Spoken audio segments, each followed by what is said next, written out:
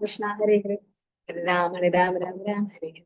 So in the 12th chapter about Bhakti Yoga, we saw like Krishna is telling the essence of Bhakti, like what is meant by Bhakti, and then he's explaining different, now he'll explain the different process by which we can go to Krishna. He's giving a lot of options, as we can see. First, he is telling to Arjuna that you can do something called as Ananya Bhakti. That is what 12.8 is. Okay, 12.8 is mainly basic of Ananya Bhakti. That is completely into devotional service, always thinking of the Lord. Now, it's not possible for grihasthas like us to always 24 hours engaged in devotional services. But we have our responsibilities, duties. Now, what to do? So, Krishna gives another option. That is 12.9. He says, do sadhana bhakti. Okay, so this is the chart I showed last week.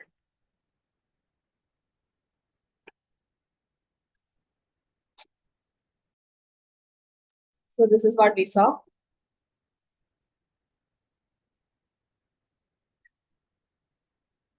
Okay, so this is what the options 12.8 to 12.12, the progressive levels of Bhakti. Krishna is explaining different levels. So we start with 12.8, which is the topmost stage. He says the mind should be completely fixed in Krishna.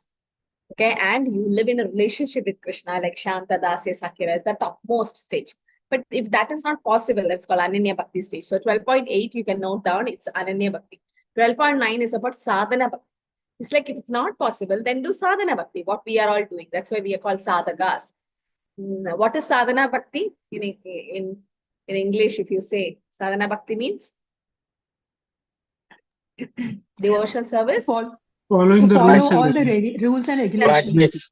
Practice. Devotional service in practice. Okay. Yes. In that, there is Vaidhi Sadhana Bhakti and Ragaruga Bhakti. There are two types of Sadhana Bhakti. You don't have to know all that because in Nectar of Devotion, we'll learn it in detail. But just know Sadhana Bhakti means doing sadhana. In the sense, it's a practice. Devotional service in practice. You're practicing devotional service. We are practicing to get up early in the morning. We are practicing to get the Mangalarati. We are practicing chanting the Hare Krishna Maha Mantra. We are practicing all these mantras. Okay. So that is following the regulative principles of Sadhana Bhakti. That is following the rules and regulations and developing a desire to attain Krishna. Like what is all of our desire? To attain Krishna. We all want to attain Krishna. So this possible. Yes, we can try to do sadhana bhakti. If some people are not able to do that, then Krishna says, work for Krishna. Do work for Krishna. So then you'll come to the stage of devotional service. If you start working for Krishna. If you're not possible, if that is also not possible, then he says renunciation, cultivation of knowledge and meditation. Okay. That's the lower stage. So having established the supremacy of bhakti, Krishna will now explain the progressive levels of bhakti. In a descending order, he'll say the first, the topmost he'll say, and then comes down. So 12.8 is the stage of perfect Krishna consciousness. You can say there's something called as Ananya Bhakti or something like Anya Bilashida Shunyam. There's no other desire except to serve Krishna. Nectar of Devotion says Anya Bilashida Shunyam Jnana Karmadanapritam Anukulena Krishna Shilam Bhakti Vittama. There's no other desire except to serve Krishna. Like pure devotees. Okay, how pure devotees are. So you can see in the Bhagavad Gita also that Krishna is giving this Ananya Bhakti, like what I say, it is the topmost of Bhakti, like Shuddha Bhakti, if you say. So those in Ananya Bhakti will be chanting, like there are 3 stages of holy name now. Which stage they'll be in? What are the 3 stages of chanting? They'll be in Shuddha. So below that is Nama Nama Abhas, and below that is Nama Abhas. Abhas and Nama Aparad. So Nama Aparad is the lowest, that is chanting with offense, which we all are doing. Then Nama Abhas will be chanting without offense or clearing the offense stage. And then Shuddha Nama, is pure name. Actually, the Hare Krishna Maha Mantra which Prabhupada chanted, Hare Krishna Maha Mantra which our Guru Maharaj and great devotees, the Goswamis, even Chaitanya Mahaprabhu chanted, and the Hare Krishna Mantra which we are chanting are all the same. They don't have special mantras. They are also chanting the same mantra. But the difference is we are in Nama Aparad stage. We are in Shuddha Nam stage. Shuddha Nam means pure name. In the sense, the name is always pure, but the way they chant, the intention with which they chant, we might have inattentive chanting. We might have done so many other offenses, or our chanting We are chanting the Hare Krishna mantra, but we are not completely involved, or we're not hearing every syllable of the mantra. Our mind goes here and there. But when pure devotees chant, they're absorbed. You've seen Srila Prabhupada sometimes closing his eyes in chanting, but he'll be absorbed in chanting. So that is called Ananya Bhakti. Okay, performing devotional service by thinking exclusively of Krishna. Mai eva mana adashva mai buddhim niveshaya niveshishyasi mai eva ata urdham na samshayah. So Krishna is saying, just fix your mind on Krishna, the Supreme Personality Godhead, and engage all your intelligence in Krishna. Thus, you will always live in Krishna without a doubt. Engaging all your intelligence in Krishna. Like Srila Prabhupada, some people were asking, why did Srila Prabhupada go to this hippies generations and then spread Krishna consciousness? Why couldn't he go to the first class people or the VIPs of America? Then the movement wouldn't have been successful. Prabhupada used his intelligence. Prabhupada know the hippies were kind of frustrated in life. Hippies were thrown out of their family. Hippies were living in the streets, not even having nice food to eat, no good clothes to wear. They were in drugs. They were materially suffering. So Prabhupada has so much compassion, but Prabhupada used his intelligence in making them devotees, and through them, Prabhupada could spread Krishna consciousness. Actually, Prabhupada started another movement in India. Does anyone know? Before starting ISKCON, he was in India and he started something else. What was that? League of Devotees. League of Devotees. League of Devotees. League of Devotees in Jhansi. Okay. So he started League of Devotees in Jhansi and it was not successful. So everybody was upset. Prabhupada was very upset, but this was Krishna's plan. Krishna had a better plan. If the League of Devotees were successful, Prabhupada would never have thought of going to America. And this ISKCON would have never come. So this is the thing. And Indians have a tendency to copy the West. No, they start eating with spoon and fork. We start wearing jeans and tops, like how it's very, they likes to adapt that culture. So Prabhupada thought, let me put bhakti in Westerners. At least seeing them, we will remember our forgotten Sanatana Dharma. We have forgotten it, but Prabhupada is reminding us through Westerners. When they come in dhoti kurta and saris and tilak and kantimala, we'll be so ashamed that we forgot our culture and the Westerners are adapting our culture. And so this is using his intelligence in Krishna service. Diya Vacha. Prana Artha Diya Vacha. You can give 4 things to Krishna, or you can serve Krishna with 4 things. One is Prana. Give your life for Krishna. And that's not possible. Then Prana Artha. Give your money, little bit, whatever you're earning, something for Krishna service. Okay, Prana Artha Diya. Diya means intelligence. You can give your intelligence in Krishna consciousness in the sense of how can I preach, or how can I do some online preaching of Krishna, something. Use your intelligence in Krishna consciousness. Or the last is Vacha, your words. You can preach, you can use your words in Krishna consciousness. So this is Ananya Bhakti, means exclusively. Krishna says exclusively, if you start remembering Krishna and always think of Krishna, fix your mind in Krishna, you can go back to Krishna. So this is the devotee's position. One who's engaged in Krishna's devotional service live in direct relationship with Krishna. There is no doubt that his position is transcendental from very beginning. A devotee does not live on a material plane. He lives in Krishna. The holy name of the Lord and the Lord are non-different. Therefore, when a devotee chant Hare Krishna, Krishna and his angelic potency are dancing on the tongue of the devotee. So when you actually chant, you should know that Krishna is there with me. Because Kalikale Namarupe Krishna. And when he offers Krishna food, Krishna directly accepts these eatables and devotee become Krishnatized or Krishnaized by eating the remnants. This is like an antiseptic. Like there is a pandemic, there's some disease outbreak, and you're taking a vaccine. Why are you taking a vaccine? So that you don't get that disease. So similarly, Prabhupada says when you take Krishna Prasadam, you get vaccinated, or you get vaccinated with this from this material disease like Bhava Rog. Okay, so chanting is the medicine and Prasadam is the diet. So service gives a realization. One who does not engage in service cannot understand how this is. So all those is a process recommended in the Bhagavad Gita and Vedic literature. Yes, Siddharth Prabhu. Hare Krishna, Pranam Mataji. Just one samsaya. Samsaya is what are the indication of a Nam Ava stage? Nam Aparat stage initial. What is that? I mean, what are the indications? I mean, what are the how do you know? How do you know how do you know that someone is in Nam Ava stage? Yeah. Last stage is known that, okay, all the Yes. exalted devotees are in that form. So in Nama Abha stage, we will be very cautious of not doing any offense. And the last offense to the holy name is to be inattentive while chanting. So that's an offense. So in Nama Abha stage, you will be so attentive in chanting.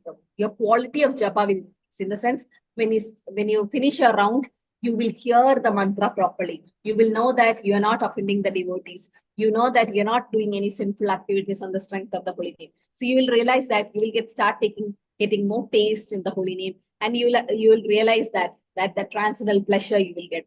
And and what else is, when you turn back, you see, okay, my quality of japa is increased. So one devotee said to me, like, when you chant Hare Krishna in the beads, with the left hand, you should count how many mantras you heard in that mala. There'll be 108 beats, but I'm sure nobody can hear that all the 108, because our mind will keep going here and there. But keep counting how many mantras you heard, and then see how much concentration you're having. So that means you're going to Namapa stage. Like Ajamila actually chanted in Namapa stage. And Namapa stage means Ajamila actually didn't do any offense. Why? Why Ajamila didn't do any offense to the holy name? He's very sinful, no? He lived with a prostitute and everything. But he never did any offense to the holy name. Like how Jagai Madai never did Vaishnava Aparadh. Because he Why? was Because they never met addressing. any Sorry, Vaishnavas. sorry. Yeah, Srijit Prabhu got the right answer. Because they never associated with Vaishnavas. Only when you associate with Vaishnavas, you'll do a parat. They never associated with a Vaishnava. And similarly, Ajamala never chanted the holy name, so he never did offense to the holy name. It's so simple. So Ajamala never chanted the holy name. He was always calling Narayana, come here, Narayana, have food. That was his son. He never chanted the holy name. So he never committed any offense to the holy name. Similarly, Jagai Madai never associated with devotees, so they never committed any aparadhs to the devotees. But yes, they did the greatest aparadh by hitting Nityananda Prabhu, which was the highest.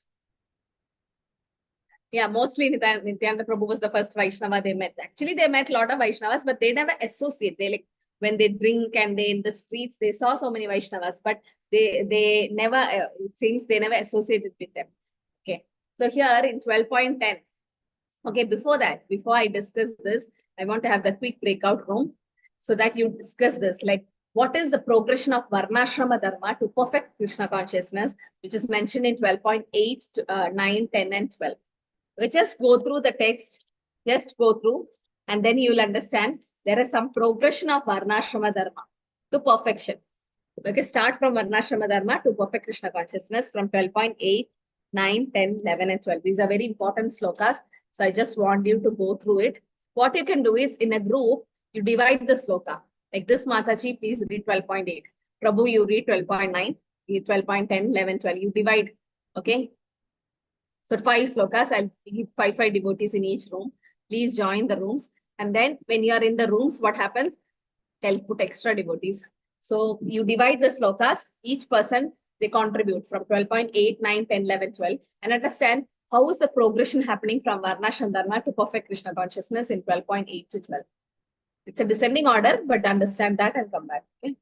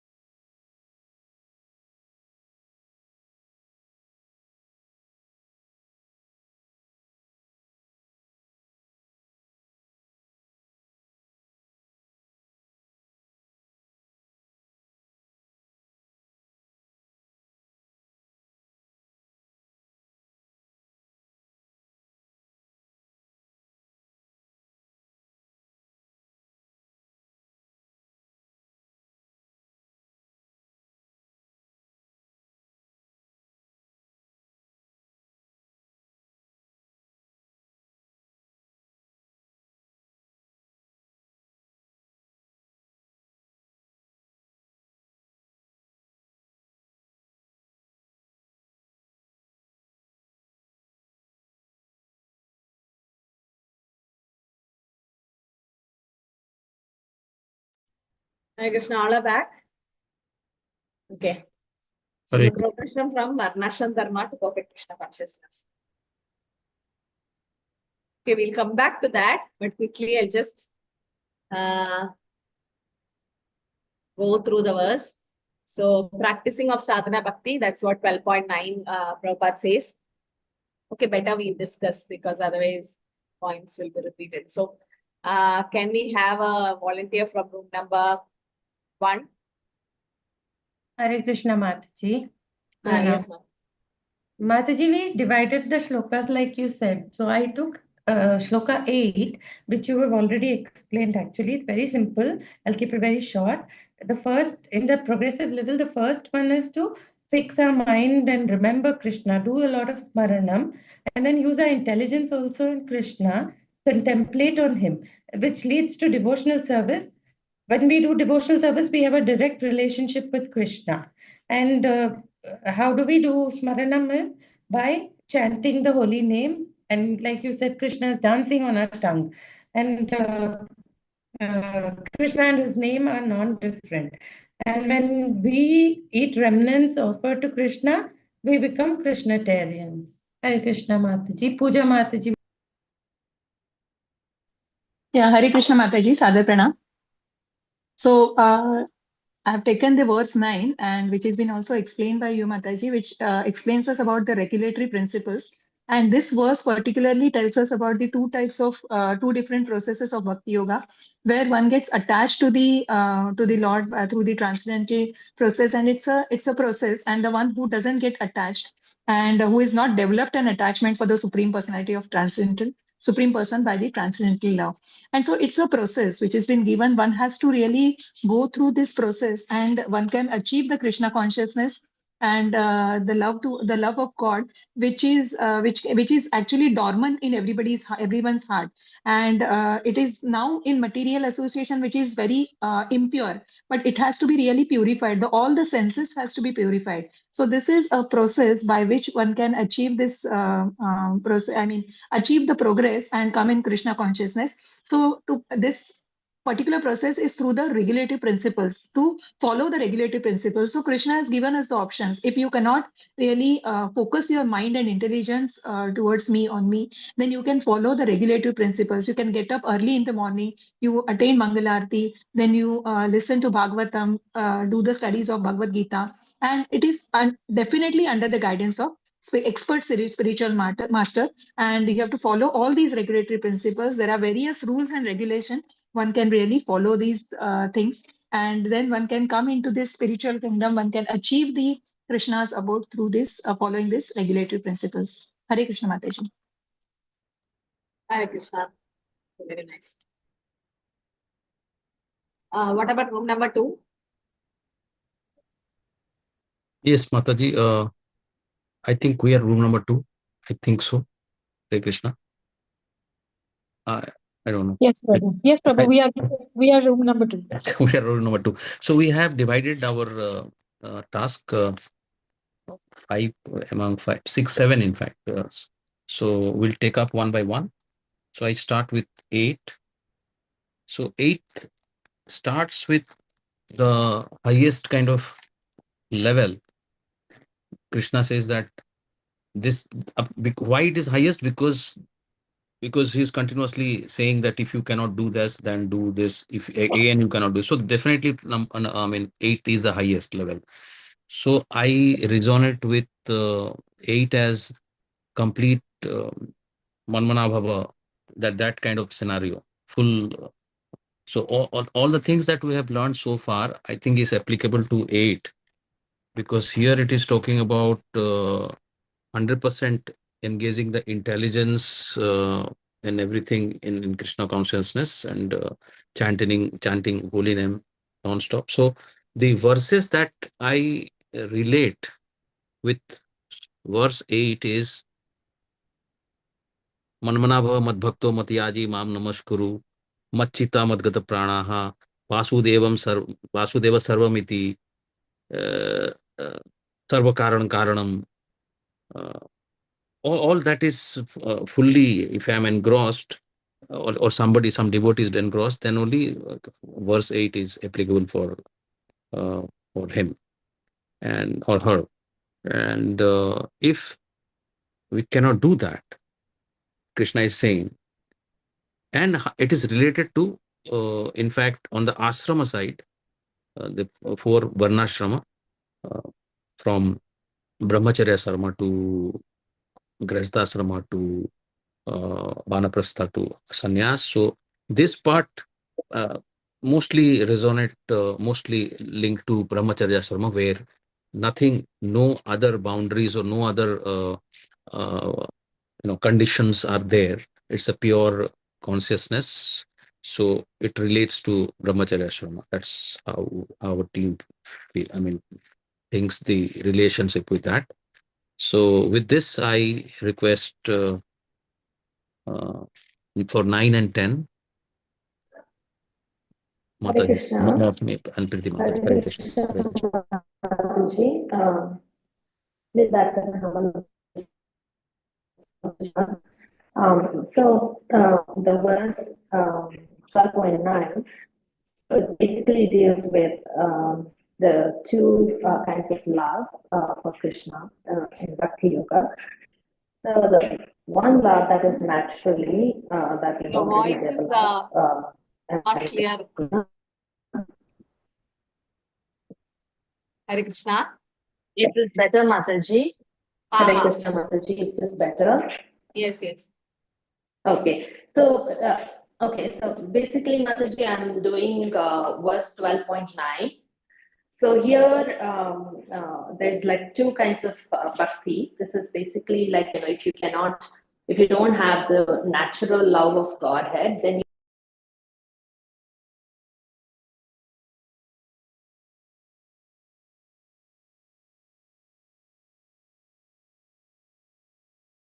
Hare Krishna. What happened?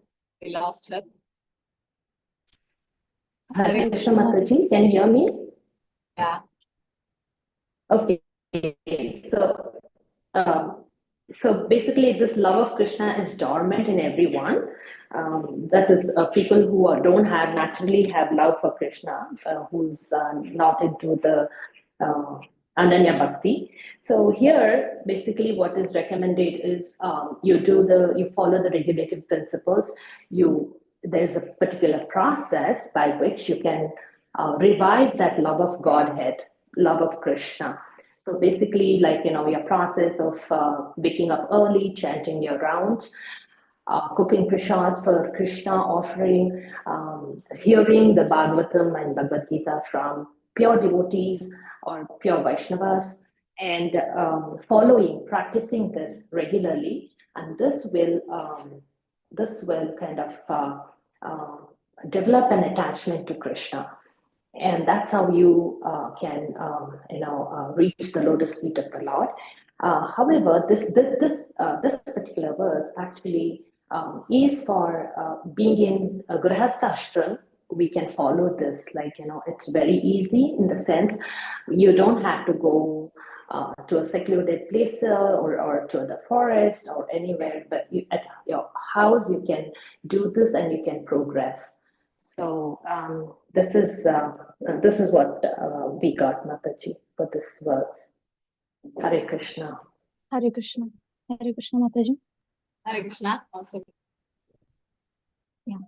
Mataji, so here, as Prabhu and Mataji, the both says that this eighth verse is all about the Brahminical quality, just like mind. Mind is very flickering. That's what it is all about. 9 and 10 both are is all about grihasthasam, just like here Krishna says that, okay, if you don't do anything, if you can't just fix the mind upon me, and you can just do anything, so just do work for me, and the money you get, just engage in my service. For example, everyone in this world is creating some money, just like 500, 600, and it is written that 50%, 25% we should give. Okay, but if we can't give that also, just engage your all the works, just like give a land, give the capital, just say Prabhupada is writing, require land, capital, organization or labor, give everything to this point.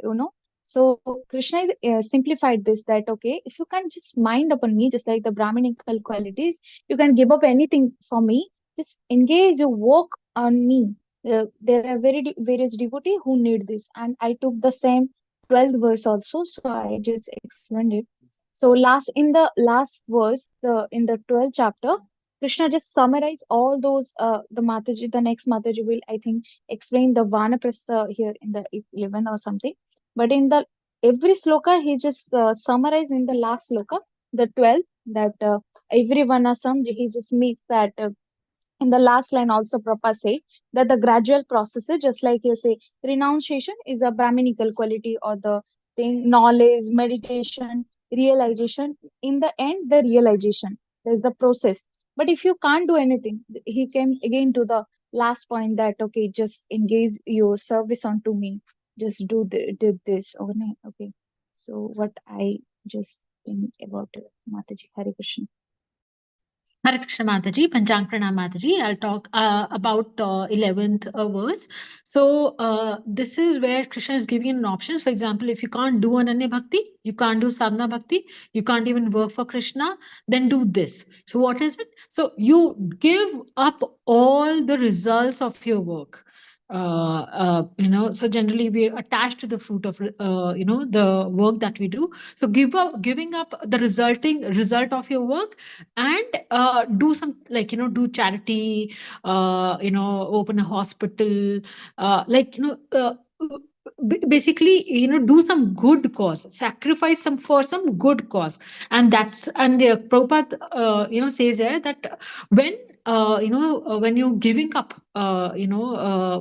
your work or the result of your work for some cause, it purifies one's mind and one can understand Krishna consciousness. So that's how the progression happens. So for example, in terms of the varnashrama, we can actually relate it to grahastha ashrama also and vanprastha ashrama also, where grahastha, for example, somebody who's like a grahamedi, who's like always busy but still can give up the result of his work for some good cause and actually Hare Krishna. progress. Mataji, 1 second. Nandita Mataji, you can post the attendance link. Yes, Mataji. Yes, Mataji. Hare Krishna. And progress towards Krishna consciousness. And vanprastha also, for example, one can just leave everything, just donate everything that one has earned and can leave everything and just kind of focus on Krishna consciousness. So that's how the progression happens. And the Prabhupada has also mentioned it, when one decides to sacrifice for some supreme cause, one will actually come to understand that Krishna himself is the supreme cause. So that's how the progression happens. Hare Krishna Mataji. Thank you so much. Yeah, Hare Krishna. What about room number 3? Hare Krishna Mataji. Hare Krishna. So Mataji, here, although Krishna has come from up to down, but because the question also is to show the progression, so we also had distributed the shlokas. I have taken down the points and I'll summarize for all of them. So I'll start from 12.12. So it is actually, if we see from the backwards, we can actually see that it's not that if you can't do this, you do this. It is one way of looking. But if we start from 12.12 to 8, it is actually a progression that you first do this, then you progress to the next, to the next, to the next. Yeah. So 12.12 is actually that you first cultivate knowledge, because with knowledge you will first know the self, and then from the self you will know the God, and then in that stage we should follow the prescribed duties of varnashrama dharma, which are there for each of the varnas, and then your ashramas. Yeah, so so here in the 11.12, it is, even if you do this for your purification, you have to give up the results of the work. And then when you move one stage up to the 12.11, here the performance of the duty itself is devoid of all desire. Yeah, and then 12.10, is offering one's activities to Krishna. And then 12.9 will be this thing, wandering, your controlling your mind. And then we practice the regulative principles of bhakti. And then once we actually do this, we can progress to the stage of uh, pure Krishna conscious, which is the topmost status, where our mind is always fixed on Krishna. We engage our intelligence for him, and that is the Ananya Bhakti stage. So it's actually a progression from karma kand, karma yoga, then self-realization, work for Krishna, then regulative principles of bhakti or sadhana bhakti, and then finally Ananya Bhakti. Hare Krishna. Hare Krishna. Room number 4, or only 3 rooms. Okay, so we are done. So now you got an idea like how the Varnashram Dharma, how the changes happen from Ananya Bhakti to the different grades, and also Sadhana Bhakti. Okay, so I'll just quickly go through that. 12.8 to 12. So 8 we saw it's Ananya Bhakti. In 9 it is actually the Sadhana Bhakti. So in 9, Srila Prabhupada gives in the purport that to practice regulative principles of Bhakti Yoga, one should, under the guidance of the expert spiritual master. That's called Vaidhi Sadhana. That's what we are doing.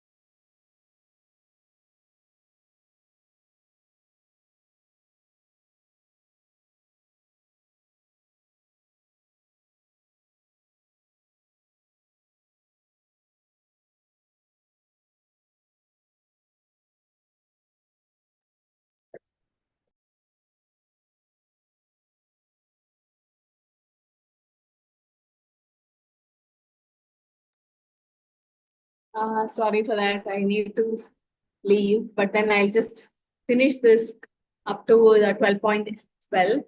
Okay, so then we'll continue in the next class. So here in 12.9, Prabhupada says about how we should practice devotional service. That is in Vaidhi Sadhana Bhakti. Vaidhi Sadhana means under the spiritual master, we are practicing the Sadhana Bhakti, like rising early in the morning, taking bath, entering the temple, offering prayers, chanting Hare Krishna, collecting flowers for the deities, cooking foodstuffs for the deities, taking prasadam, and so on. So there are various rules and regulations which one should follow, and one should constantly hear Bhagavad Gita and Bhagavatam from pure devotees. This practice can help anyone rise to the level of the God. So this is what is sadhana bhakti means. You practice devotional service and develop a desire to enter Krishna. So Krishna also says, Abhyasa yogena tato mam ichaptum dhananjaya. Abhyasa, you do practice. So that practice. So why are we practicing? So that in spiritual world we can do the real sadhana. And 12.10 it is said, okay, you cannot do sadhana bhakti, then what you should do? Work for Krishna. Offer your work in Krishna's interest. Okay, so as the mind is very fickle, chanchalam himana Krishna, so one may not be able to restrain it. For those who cannot even gradually fix the mind to practice regulative principles, that sadhana bhakti, then Krishna suggests this option of performing bhakti with one's external sense. That is work for Krishna. That we can do. So how to work for Krishna? Prabhupada says, like Krishna conscious movement is spreading and there is preaching happening. So you may not be directly involved in preaching. You can help those who are preaching. Like every endeavor, Prabhupada says, requires land, capital, organization, and labor. So anybody can stay in a place and do some labor or help to spread Krishna consciousness. So in that way, because normally we work, that is for materialism, that is karmic work. But when you work for Krishna, it becomes akarma. So you can't do Ananya Bhakti, do Sadhana Bhakti. You can't do Sadhana Bhakti, Krishna says work for Krishna. So how the work has to be performed is, Prabhupada says that one should be interested in Krishna conscious activities, and this volunteer service should come, cause Krishna consciousness to spread. That will help us to rise up. So Prabhupada explains that a devotee's lifestyle is in such a way that he rise early, chant Hare Krishna, do Shravanam, Kirtanam, deity worship, association of devotees, all these 5 limbs. Sadhu Sangha, Nama Kirtan, Bhagavad Shravana, Madhurava, Sri Mundira, Shraddhya Sena. All this he does. And that is how work for Krishna. And if you can't do that, then Krishna says, give up results of one's work. What is that called? Giving up the results? Nishkam Tyaga, Kama karma. renunciation. That's nishkama karma. You're giving up the fruits of the work, or you are giving up the results. So one may be unable to sympathize with Krishna conscious act because of social, family, and religious consideration. But recommendation of such person is that they can give the results. Okay, so Prabhupada writes that it's also recommended here because by practicing to give up the fruits of activities, one is sure to get purified in the mind. And gradually, in that purified state of mind, one becomes able to understand Krishna. So Krishna consciousness is not dependent on anything, because Krishna consciousness itself can purify our mind. So we should accept Krishna consciousness and give up the results. Okay, so if that is also not possible, then the option is that you can do jnana, dhyana, tyaga. This is what that means. One should engage in cultivation of knowledge. Knowledge means Brahma Jnana, Brahma Jnana Didi Brahmana, or to know the difference between soul and body. And better than knowledge is meditation, that is yogic meditation, by which you realize the super soul. And better than that is renunciation, the fruits of action, okay, which causes peace of mind. So, but in all cases, one should give up the results of fruits of labor. This means to employ the results of karma for some good cause. So, Prabhupada writes here in the summary, say that to reach the Supreme Personality of Godhead is the highest process, highest goal. So, for that, we should have gradual development. We can't directly go to Ananya. We should do slowly it comes. So, devotional service and Krishna consciousness is a direct method. And the other method involves renouncing the fruits of one's activities. Then one can come to the stage of knowledge, then the stage of meditation, then the stage of understanding the super soul. So one may take a step-by-step process. Direct process is not possible for everyone. Therefore, the indirect process also. So it's how to understand that the indirect process is not recommended for Arjuna, because he's already in the stage of loving devotions. It's already in kind of an Ananya Bhakti. Because whatever Arjuna is doing, yes, now he's bewildered. But then, yes, Arjuna is eternal associate of Krishna. And whatever they does is for Krishna. In the sense, they are completely in Krishna consciousness. So as far as Bhagavad Gita is concerned, it is a direct method that's stressed, and everyone is advised to take a direct method and surrender to Krishna. Okay. So 13 to 20, we can finish it very fast. Okay, it's just about just about the qualities. Like what are the qualities which makes the person very dear to Krishna? Okay, when did I say the exam? Does anyone remember the closed book exam? Did I announce the date? Yes, Yes, Mataji. Mataji, 11th January. 11th January. 11th January, right? Yes, Mataji. Not 4th? No, Mataji. 11th is CBD, that is closed book exam, and 18th is shloka recitation. Okay. So 4th was it? What was it? 4th? I gave you time to study. Or might Yes, be ma'am. week. Yes, I think, yes. Okay, so what we'll do on 4th, we'll have just a small session because it's just the qualities. I can finish it off, but then I thought, okay, it'll be too much. Like you can just, on 4th, we'll just have this explanation, like from verse 13 to 20. It's very simple. Just understand who's very dear to Krishna, somebody who's friendly, self-determined. But then I need to explain about Prabhupada's qualities here.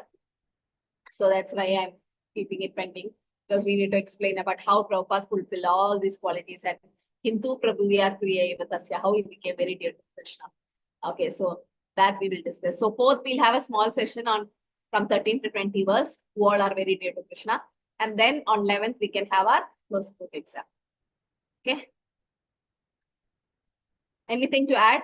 Let's stop here.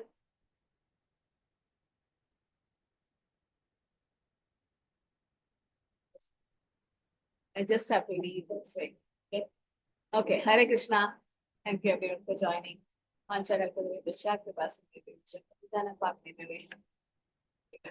Jai Shri Prabhupada.